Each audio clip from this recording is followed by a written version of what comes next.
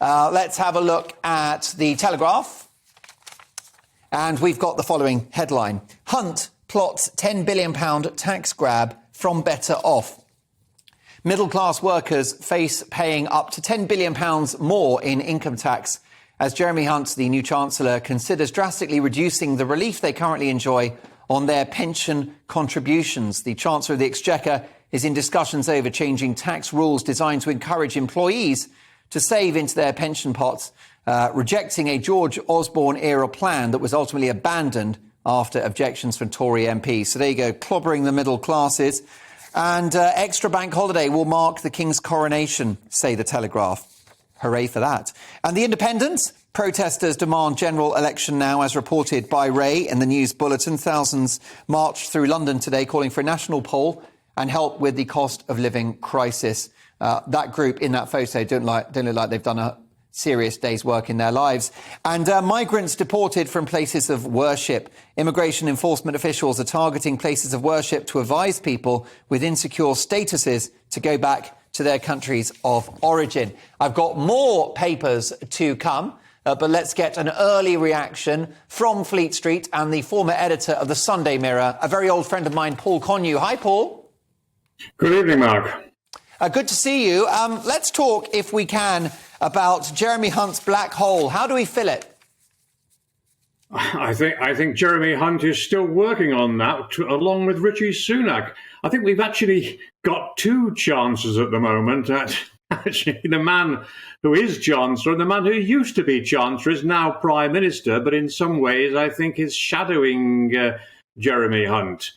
Although I am pleased that we've had several U-turns from Rishi Sunak, but I'm glad at least he is going to COP27, although I suspect that is spooked by a certain Boris Johnson. But anyway, I think we're all playing this guessing game.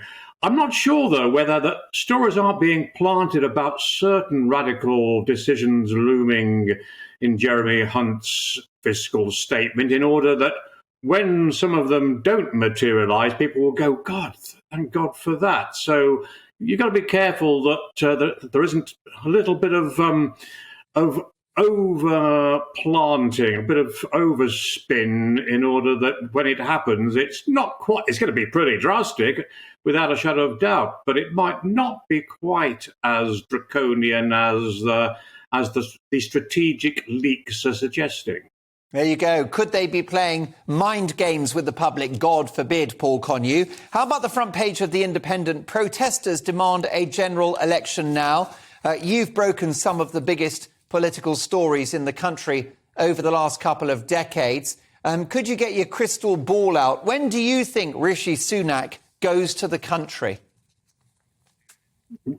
When do I think he should go to the country? It's my own question. I think he should go very, very soon. I think the public deserve a general election. And the polls suggest, ignore for a minute the march yesterday, or earlier on today, rather.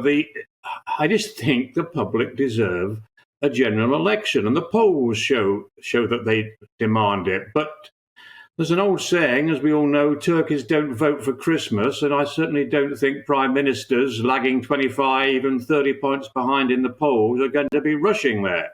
Well, yeah. So whether it'll go through till January 25, which is the latest date, or more likely it's going to happen in 2024. But I think it should happen much, much sooner, but I'm not holding my breath. What's your best guess as to when? Because it won't look good, will it, if Sunak waits till January 2025? I'm wondering about spring, perhaps May 24. I think that's not a bad bet, actually, or maybe September 2024, just after the summer holiday break. But of course, what's interesting are there are moves afoot by some Boris Johnson supporters in the Conservative Party to change the 12-month rule, so that if Rishi Sunak was ailing way behind in the polls, say next summer or late summer, that the so-called prince across the water could be back, as Tory leader. That'd be a nightmare scenario. But the fact there are plots to try to actually change the rules is quite interesting, because we now know that Boris Johnson did get just over the 100 votes barrier that would have allowed him to stand. But although I'm told from a very reliable sources that the problem was that about 25 or 30 of those Tory MPs told him their support was conditional, and that if it was way behind Sunak on MP support, that they would withdraw their own backing because they didn't want it to go out to the membership. And so that left Boris with little choice but to not withdraw, because he never officially announced he was running, but to decline to even enter the contest. Well, I tell you something, Paul, you've put the cat among the pigeons there.